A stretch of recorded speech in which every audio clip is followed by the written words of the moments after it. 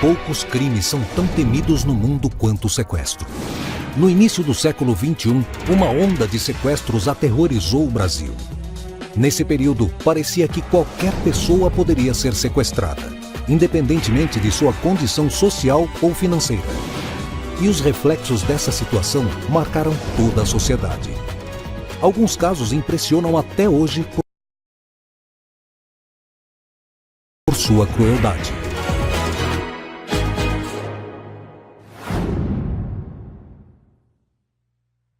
Foi no dia 7 de junho de 2006 que a funcionária de uma corretora de imóveis passaria por uma experiência da qual jamais poderia esquecer. Naquele dia, ela saiu do trabalho com a intenção de buscar seu tio para levá-lo ao banco.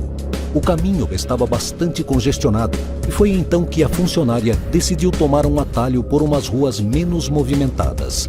Foi nesse trajeto que um policial militar uniformizado pediu para que ela parasse o carro. Ela obedeceu, sem perceber a presença de outro homem armado que imediatamente a rendeu. Ela ainda não sabia, mas ali começava um sequestro que teria um final surpreendente. O policial entrou deste lado, do lado do passageiro. O outro pediu para que eu ficasse quieta, me passou para trás, fica quieta que senão eu te mato. Esse tipo de ameaça que eles usam muito, né? Vou te matar, senão eu te mato. E em seguida me deu um óculos com fundo tampado, um óculos preto. No momento eles falaram assim, olha, a gente vai usar o seu carro para um lance de drogas. Nós vamos transportar a droga no seu carro. E fazendo algumas perguntas. Você mora com quem? Quem que está na sua casa agora? Com medo, você vai falando. Você não sabe o que está acontecendo. Ameaçava não falar alguma coisa ou escondia, ele ameaçava com choque, aparelho de choque. Eu falava, olha, tá vendo esse aparelho? Eu vou te dar um choque, você já tomou choque? Sabe como que é? Aí você acaba falando.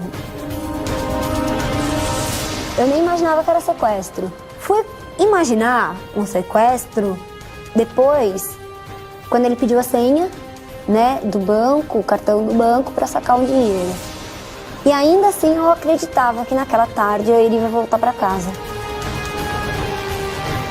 O sequestro ele tem um aspecto específico, né? Quer dizer, se você está num caixa eletrônico, ou no seu carro, alguém faz um sequestro relâmpago, entra no caixa eletrônico, tira o dinheiro e vai embora, você tem um pouco de dúvida, né? Às vezes a pessoa pode estar drogada, pode estar alterada, e aí tem um acidente.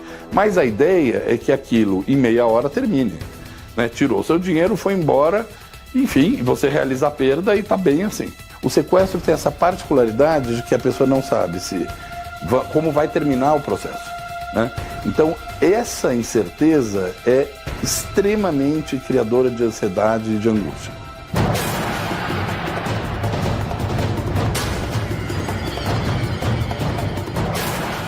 Chegando no cativeiro, aí eu entendi que era um sequestro. Aí tava nítido. Só que é inacreditável o que acontece. Nossa, mas será que é verdade que está acontecendo isso? Como pode? Será que eu vou sobreviver? Se aquilo que está acontecendo é real, se não é... O que essas pessoas vão fazer comigo? Geralmente, os sequestradores estão para intimidar a vítima, eles usam de muita violência, não só física, como colocar revólver na boca, com a ameaça psicológica, né? A tortura psicológica o tempo todo. Então aquela pessoa ela vai como que saindo da realidade. Depois de prender a vítima no cativeiro, os supostos sequestradores entram em contato com a família para iniciar um intenso processo de negociação que pode demorar dias. Em relação à família, nunca tentar resolver por conta própria. Comunicar o fato à polícia não quer dizer que você está pedindo providência para que a polícia corra lá, descubra o cativeiro e tire, mata quem está com seu parente, seu ente. Significa pedir orientação para uma negociação que termine com um final feliz. Uma das formas de negociação dele, da quadrilha, era a gravação. Ele fazia com que eu falasse o que ele queria. Então ele pedia para que eu falasse assim, olha, vende o carro, eu tô sem comer, eu tô sem dormir, eu tô sem tomar banho, eles vão me matar. se vocês não fizerem isso, eles vão me matar. Se eu falasse com uma voz mais firme, não servia. Eu tinha que falar sempre chorando. Ele não queria falar com o negociador, com o Eric. Ele queria falar com o meu pai. O negociador tem que ter uma disponibilidade de tempo muito grande, porque é ele que acaba sendo o primeiro contato da família com a equipe policial que está fazendo a orientação. A gente acaba passando mais tempo durante um sequestro com a família da vítima do que com a nossa própria família.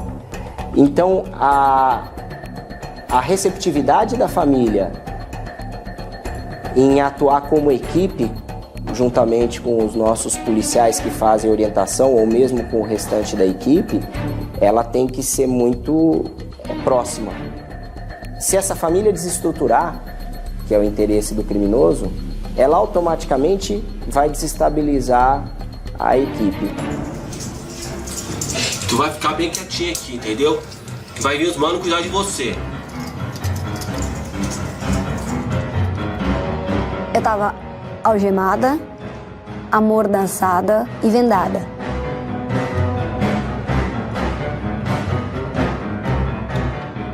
Dá medo de morrer, óbvio. Dá medo de você. É a insegurança. Não sabe se vai pagar, se não vai. Se depois que pagar, sobrevive, não sobrevive. Poxa vida. Mas por que não arrumam logo esse dinheiro? Ou, meu Deus, como eles vão fazer para arrumar esse dinheiro? Se não arrumarem, eu tô frita. Há essa agressão psicológica o tempo todo. Olha, eles não vão pagar, eles querem que você morra, você não vale nada. Então, há uma ferida na autoestima muito grande. Nossa, eu não valho nada para os meus pais, né? Eu pensava que eu tinha um valor para eles, de repente, o que é isso com meu pai? Que eu sei que ele tem esse dinheiro, ele poderia pagar isso, por que ele não paga isso? E o sequestrador fala, porque ele não gosta de você, ele quer mais, ele já avisou que ele quer mais, que a gente pode matar e nem precisa devolver o corpo. Então há essa coisa de menosprezo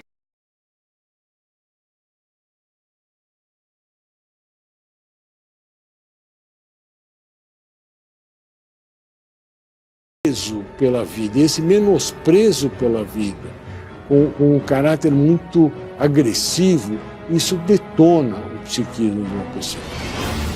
Para mim, o pior no momento seria morrer, né? Não ter a chance de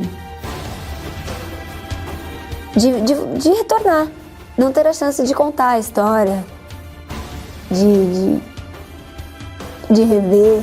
As ameaças deixam a vítima em estado de desespero. Naquele momento, era impossível imaginar o eletrizante final que esse sequestro teria. Amordaçada, vendada e algemada, a vítima do sequestro está há dias à mercê dos supostos criminosos. Ela é vigiada 24 horas por dia e, durante esse período, sofre ameaças de morte e humilhações. Teve uma manhã que eu não fiquei com ele, eu fiquei com outro rapaz que hoje eu sei que é cunhado dele.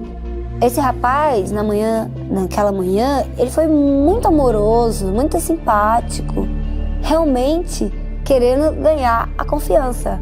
Falou que me traria as coisas que eu precisasse, roupa, mais uma coberta, pegava na minha mão.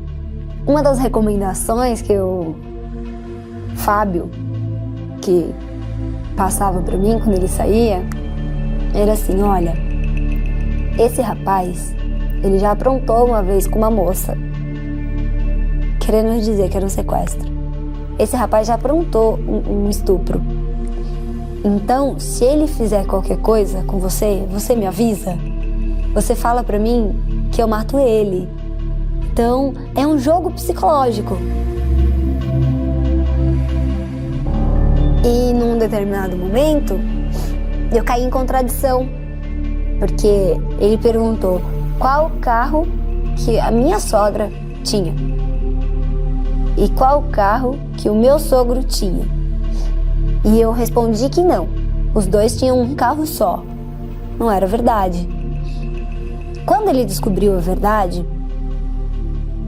ele ficou muito bravo. E por conta disso, ele me ameaçou, segurou minha garganta. Eu não tô mentindo! tá mentindo pra mim. Ei, safado. Você tá querendo me enganar, é? Você tem dinheiro sim, você. E aí, quando eu senti que ele foi afrouxando a mão, ele foi se recompondo, eu peguei na mão dele e pedi pelo amor de Deus, para que ele não fizesse isso, porque ali eu não tinha em quem confiar, que eu não estava enganando ele, eu só não queria contar, mas que ele era a única pessoa com quem eu podia contar. E realmente é a pessoa que te dá comida, é a pessoa que conversa com você nos dias de aflição, porque nos momentos de aflição você precisa de conversar, e ele era aquela pessoa. Então eu me apeguei muito, pedi pelo amor de Deus, beijei a mão dele, implorando para que não me matasse, que eu estava colaborando. Ele me perguntava ainda, quem vai ser a primeira pessoa que você vai querer ver quando você voltar? Aí eu, não sei, eu quero ver todo mundo e abraçar todo mundo. Então ele jogava bastante com o psicológico, porque como se ele soubesse o que eu queria, ele queria saber o que eu sentia, os meus medos, mas eu não podia perguntar dos medos dele.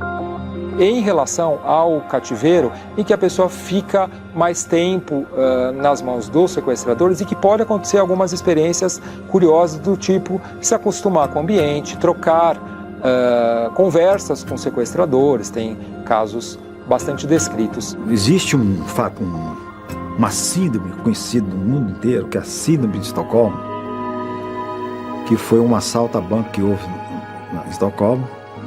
As vítimas, algumas mulheres que estavam lá dentro e homens, serviram como escudos para que a polícia não alvejasse esses bandidos, assaltantes, quando saísse do banco para se entregar.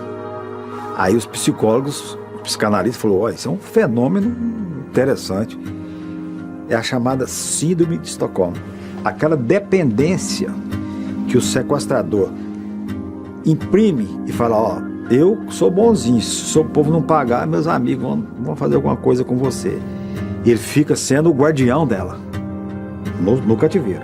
E a vítima passa a ter uma afinidade psicológica, esse é a pessoa, esse cara vai me salvar. Ele é que vai me vigiar, então eu vou... E aí passa a desenvolver essa história. É uma mistura de sentimentos que aquela pessoa que não tá te batendo, mas ela tá te tratando como um animal, se você pode confiar nela, porque ali é a única pessoa que eu poderia confiar. Se eu não confiasse nele, não dava pra confiar em ninguém também.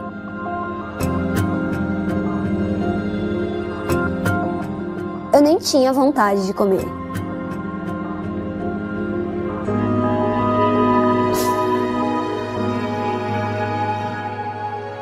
Não, eu me emocionei. Você não tem vontade porque é aquilo, eu acho que o mais duro não são as ameaças, é a insegurança.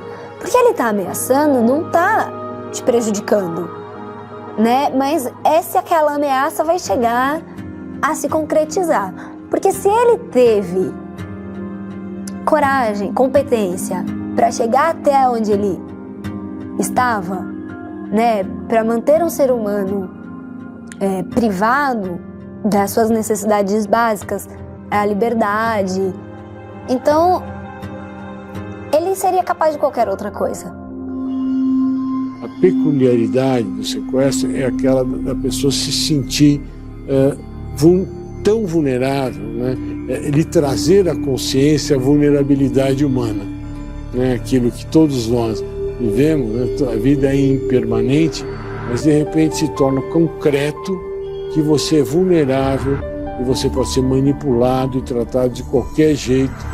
Então a questão, talvez a mais marcante no sequestro é a desumanização. É você deixar de ser humano para ser uma mercadoria. Eu esperava.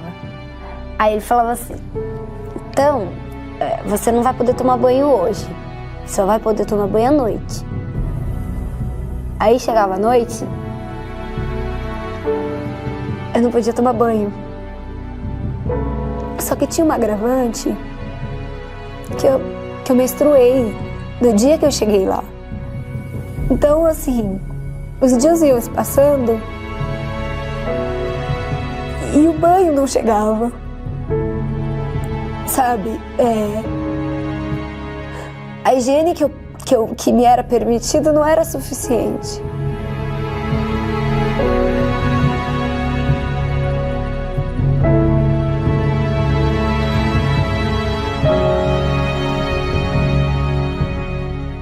No caso específico de pessoas que ficaram, mulheres que ficaram menstruadas e não puderam se cuidar, não puderam se lavar, é uma humilhação. Na verdade, a tortura psicológica, o núcleo da tortura psicológica é humilhar, é quebrar a identidade do indivíduo, é quebrar a sua humanidade. Ele se torna um nada, um bicho, um nada que vai ser tratado como tal, né?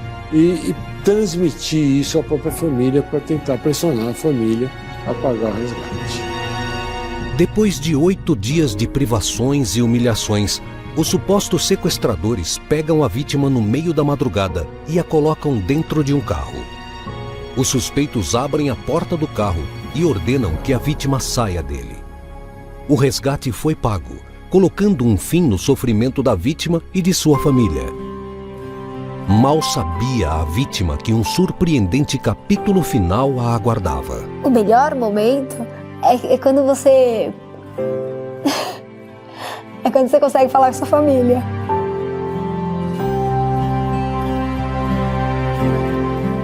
Você dá um sinal de vida.